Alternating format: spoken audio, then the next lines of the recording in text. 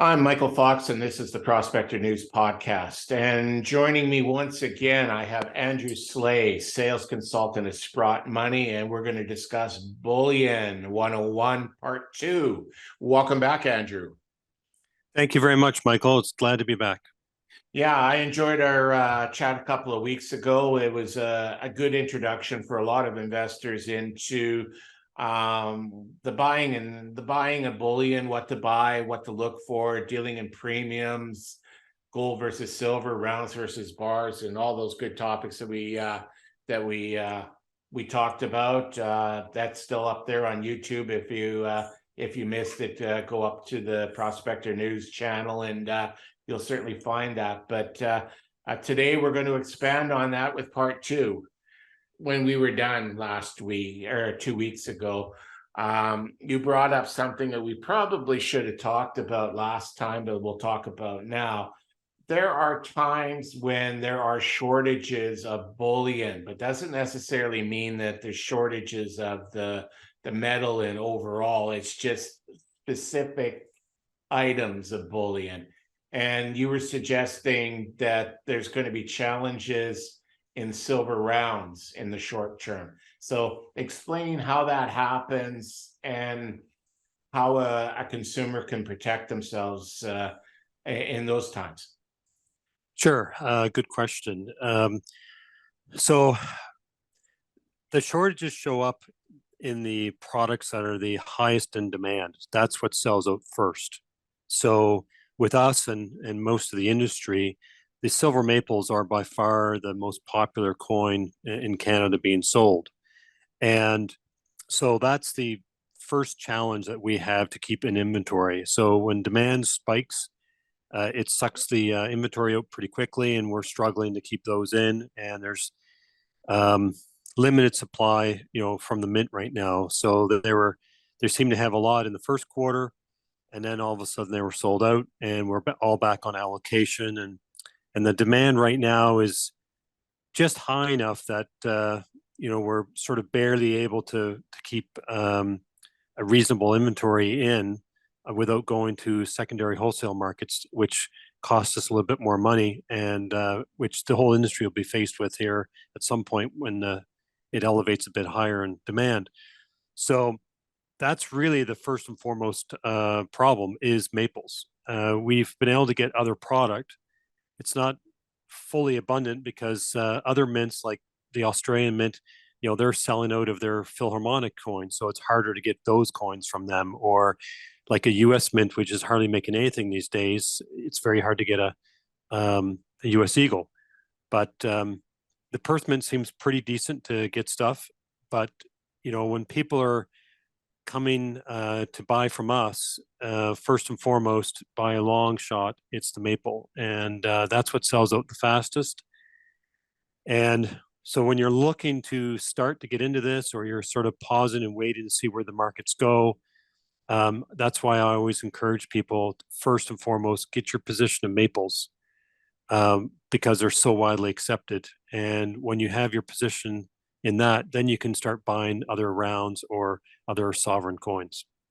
I've been reading, particularly in the United States, there's been a rush to bullion since the banking crisis. And the logic behind that has been that gold and silver are insurance policies against fiat currency. And if they're the event of a bank run where your deposit is greater than the federal deposit insurance covers, you're better off, rather than holding your deposit in fiat in a bank, you're better to hold that deposit in gold and silver bullion. And I've heard that certain bullion dealers in the US have been putting minimum trades on in order to preserve their product for their largest customers, et cetera, et cetera. Is any of that spilling over the border north here into Canada? Is there a lot of demand coming out of the United States to cover, there's no way around it, to cover their ask because they're concerned about their banking system? When the Silicon Valley Bank fell, I guess it was about 4 weeks ago on a Friday, and that really, started things in Canada. And those that are paying attention to the news across the border were reacting and moving money dramatically out of the banking system. I believe the number was something like 15 billion or something that weekend moved out of the Canadian banking system. So that week, it was quite busy. I was writing $1 million every couple of days.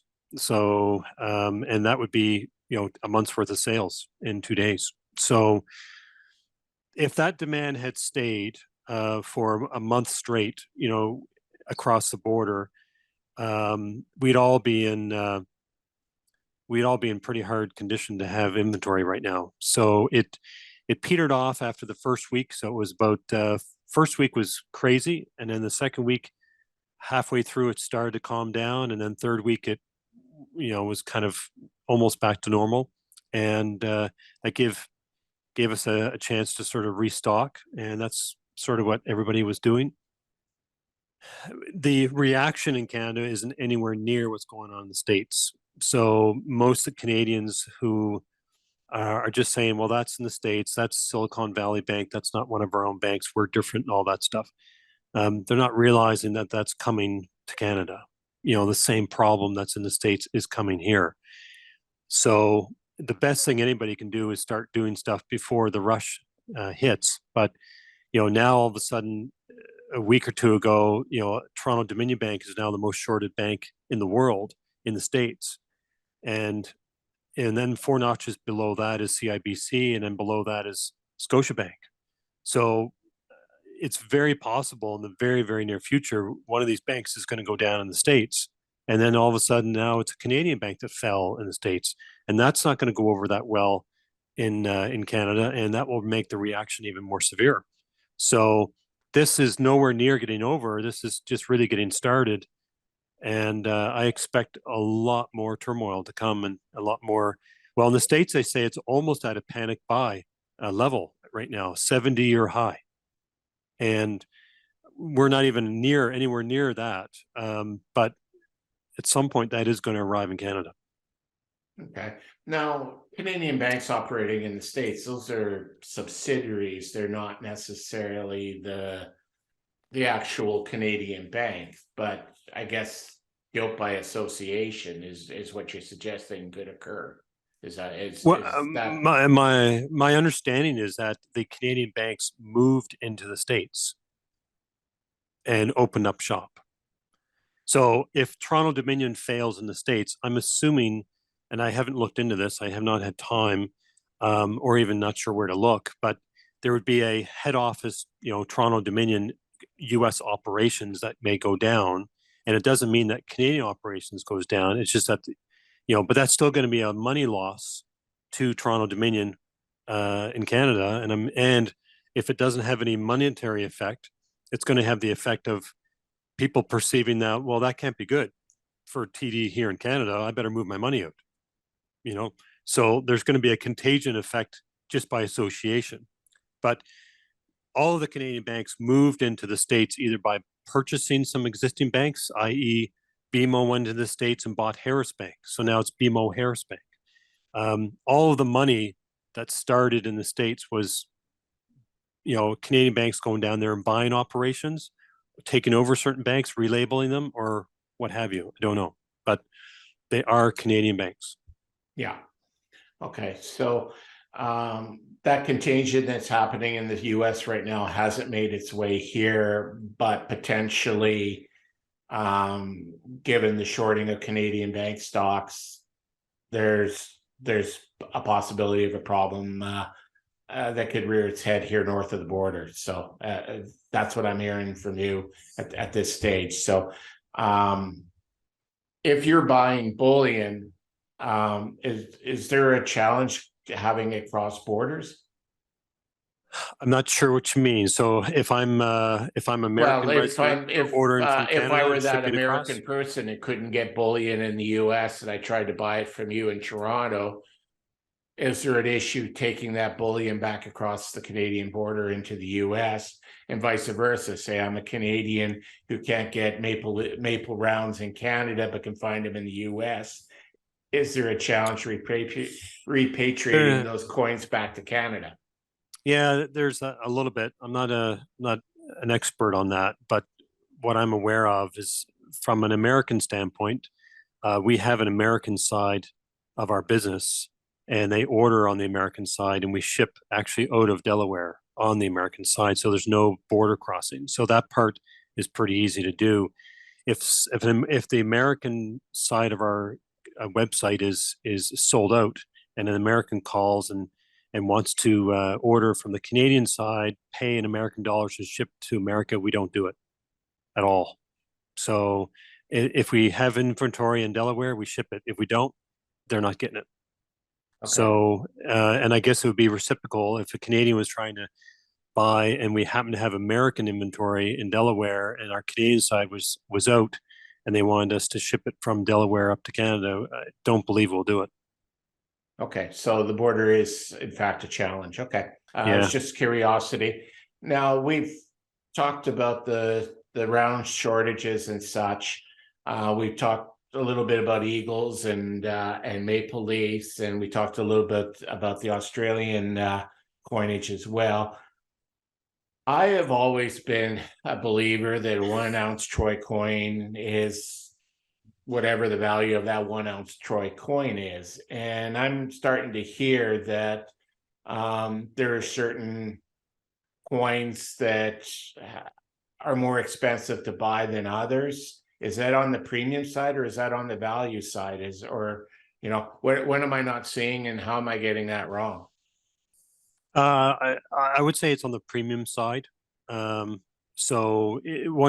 agree with you. A Troy ounce is a Troy ounce up until the point of recognizability and acceptability.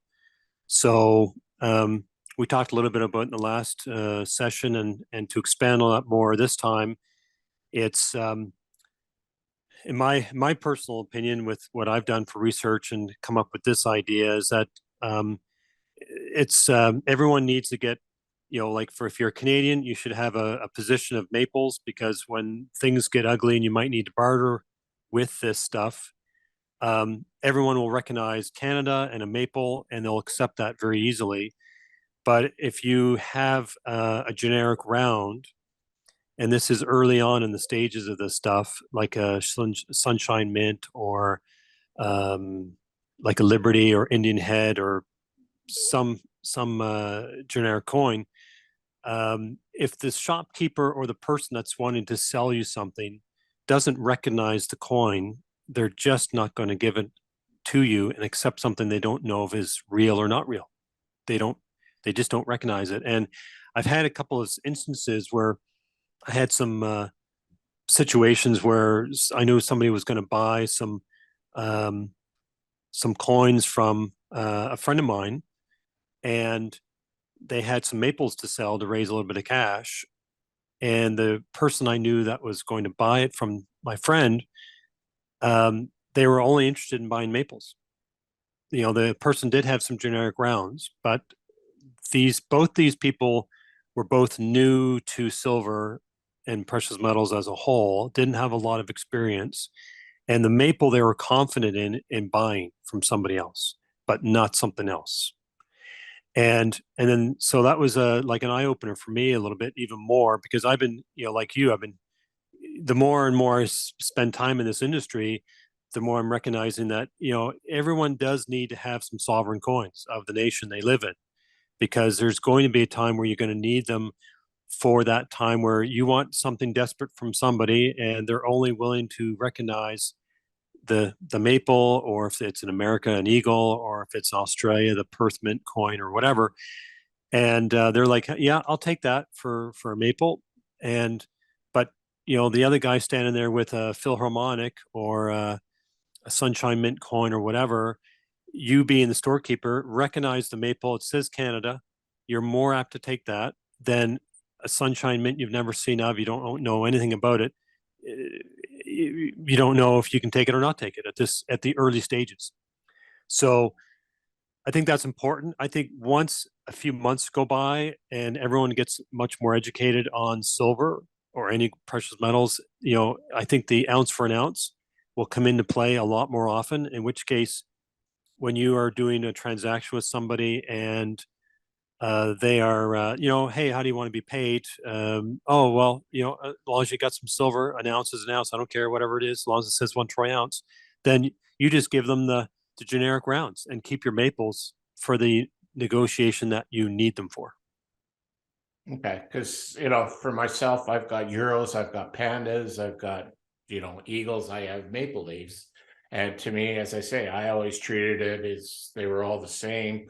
It really didn't matter what was stamped on them. So, Mm. is there for a Canadian, is obviously the maple is one, but what would the pecking order be if someone was being offered different coinage? What would the pecking order be for what they should consider accepting? Well, maple is number one. I would say that the eagle is probably number two. I don't think it's necessary because I think number two also could be the Britannia. We're a Commonwealth country, so I think from a Commonwealth standpoint, you could go Maple, Britannia. You could do any of the Perth Mint coins. There are some other coins that are put out by the Royal Canadian Mint that are 2 ounce coin that say Canada, and they're legal tender $10. So there's a series of those that aren't as common. So I don't know how those would fit in exactly, other than they say Canada and they're legal tender and they're $10. So I would, you know, it's a hard one to when you get into the 3, 4, 5 range. There are Krugerrands. They're not as common in North America as Europe. They're very, very widely known in Europe. So I guess maples, Britannias, and/or eagles, Perth Mint products, some of the other Canadian Mint coinage. The Krugerrand would be down there in the 5th or 6th range. The Philharmonic, it would be down in that 5th or 6th range as well. It's a busy coin, and it is from the Austrian Mint, but um, it's not as common anywhere near like the maple is. So if you look at that coin, it's a bit busy. It says 1.5 euros on the back, so people might have interpretation, issues on that if you're brand new. Like I would accept any of those coins at face value of an ounce as an ounce, but someone less experienced. So, and then I guess your generics would be after that. So I've got a bunch of silver coin, and let's say the silver price has gone up dramatically, and I've decided now it's time to liquidate. How would one go about selling the silver and the gold that they have, in order to convert it back to fiat or even other items? So liquidity is, I think, generally a lot easier than people imagine, and they always think it's really difficult. But assuming for the first part of the question, going back to cash, then if you bought it from us, we guarantee to buy back whatever we sell. So there's always that option. If it's in storage, we buy it back. If it's in your possession, we send a courier, pick it up, and bring it back. And you're rehydrated with a check within generally within 2 weeks. So between courier and travel and a few days for accounting to send out a check. On if people are out of the way or need something like the same day type of scenario, you can go to a street store or bullion shop. They'll pay you cash right there. You can go to a pawn shop. You can go to a jeweler that makes jewelry. They will buy pure silver and gold from you because they make it with jewelry. So those are all things that can be handled almost immediately around your city or town. And then you always have like friends or relatives that might want to buy it from you. So you can always check that out and see who wants to buy that. So it's much more liquid than people think. And then, of course, if you're not converting it back to cash, the liquidity factor would be, buying other merchandise from people with silver or gold, and that's growing all the time, which really isn't being discussed anywhere. But there is lots of stuff online that there's farmers markets that are now doing purchasing almost strictly in silver.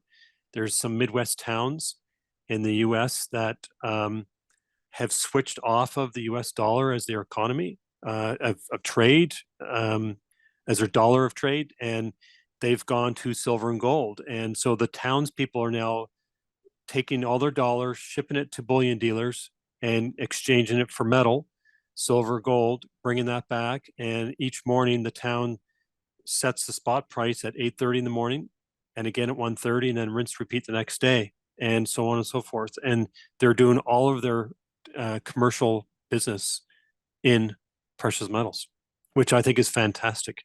I mean, when the U.S. dollar has its day of having real collapsing issues, that microeconomy will be unaffected. So Northern Ontario is doing more gold and silver now. I have someone I know that went up there and bought 2 shipping containers and paid 30 grand. The guy took gold as payment.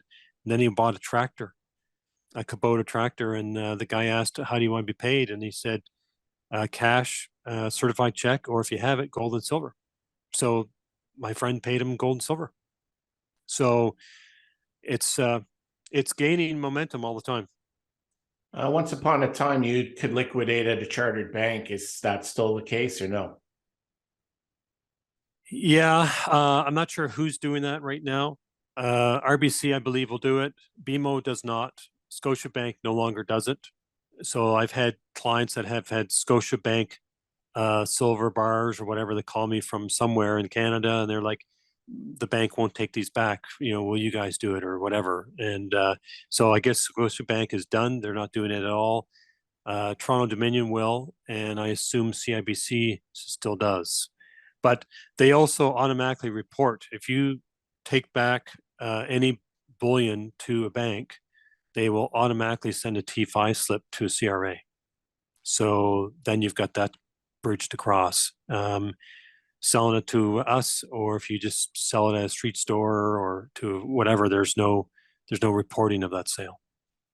Okay, well, that's also good to know. Keep the CRA at arm's length, shall we say. Yeah. The other question then I have is, then it's very similar to buying. When you're buying the bullion, there's competition on the amount of premium that different dealers will be charging for that specific item. Is it the same when you're selling it and trying to liquidate it? And then let's talk strictly on a fiat basis, because barter's barter. It's a little bit different. Is it the same thing? You should shop it around and try and figure out who's going to buy at the best price, or is everyone fairly consistent? I've heard different stories on that. I've had clients that have contacted me and have said specifically, I checked around and you pay the most for it. And I have not shopped and called around to verify any of that stuff.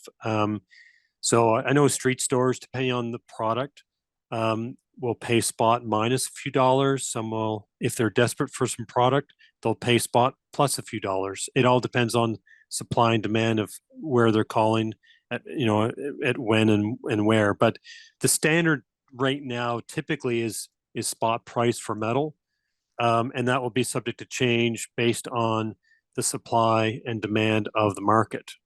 So right now for us, it is spot price. But when maples become really, really hard to get, I anticipate the whole industry will start adding a couple bucks onto what they'll pay for maples if somebody wants to sell them. So I think that clarifies. Yeah, it does. So, everybody should shop it around and figure out where they're going to get, just like when they're buying, they should be shopping around to see who's going to buy back at the best price as well. So yeah, I guess I could add one more thing in there that would be beneficial to your listeners is typically if you have a large quantity that you want to sell, typically the street stores can't afford to buy those from you all at once. So that would be the advantage of the bigger organizations like Sprott Money, where if somebody wants to sell $500,000 worth of metal, it gets done all at once. It's done the same day. It's all finished, and we just wait to get it, or it's in storage, and then we send you a check or whatever. So that's one advantage is we can do large purchases from people that need to hydrate for buying a house, business, or whatever the case is, and that's a great service for people because not everyone can just unload $1 million in one location in half an hour. Yeah, I couldn't even imagine what $1 million worth of silver would even look like. That's to my little brain, that's a little on the mind-boggling side. So now I've heard of something else, and I have to ask. I heard that you can buy platinum bullion, bars and rounds in platinum. Is there, to me, platinum isn't a precious metal, but I guess those products exist. Is there any benefit to looking at the platinum market as far as bullion goes? Platinum is considered a precious metal. It's also considered a industrial metal. So it's also not a monetary metal. And so there's a small niche group of investors that like to play the platinum market for strictly investment purposes. I think there would be some challenges if you had a platinum maple in your pocket and you were offering it to somebody to pay for something, they may think it's just silver, and you may have trouble, convincing somebody that it's worth a lot more. So that market is very small. Like silver is a really small market, but platinum is microscopic, and it's typically the longer investment play. And it's, in my opinion, it's typically you're selling it back to us if you buy it from us or another dealer. I think street stores might have challenges buying it from you because the market is so small that they just don't have anybody coming in to ask to buy platinum. And so therefore they may not want to tie up money by buying it from you when you go into a street store. So it's not nearly as liquid as, in my humble opinion, as gold and silver. Like you can go anywhere and as I previously described, and free it up for some cash. But platinum, you'd be restricted to sell it back to us or another large dealer of some sort. To try and find someone that might buy that from you would be also a challenge. Like I could probably find someone on the street pretty quick that might want to buy gold or silver, but platinum, they just scratch their head. They don't know what the value is or what they can do with it. So, silver really is the bargain of the century. Gold would be number two, and generally speaking, I would exhaust those two before I'd go after platinum, unless you just want to have a platinum maple and a silver maple and a gold maple, and or you're the niche buyer to play the metals. So it's kind of like a minnow trap. You can get in, but it's going to be hell to get back out again. Well, it won't be with us. We'll happily buy it right back. So that's no problem on our end. But if you have it out at the street level, I think it would be a challenge. As I say, up until a couple of weeks ago, I didn't even know you could buy it. So, there's the case in point. Question that's worth asking is, I don't know. So you ask the questions you don't know, Andrew. Yeah. So exactly. The things that people should know is how to get a hold of you, and if they want to buy some bullion from Sprott, how do we go about doing so? You can reach me at the toll-free number, which is 1-888-861-0775. It's on our website. On any page, you can see that phone number at Sprott, SPROTT money.com. My extension is 230, so if you call the toll-free number, just hit extension 230. I'm either available or on the phone, which I'm a lot. Just leave a voicemail and I'll call you back as soon as I'm free.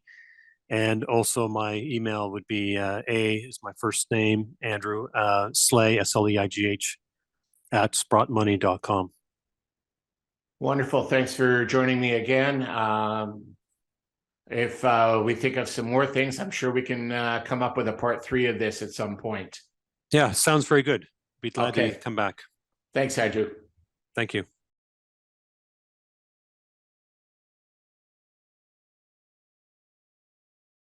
The Prospector News Podcast is for educational purposes only.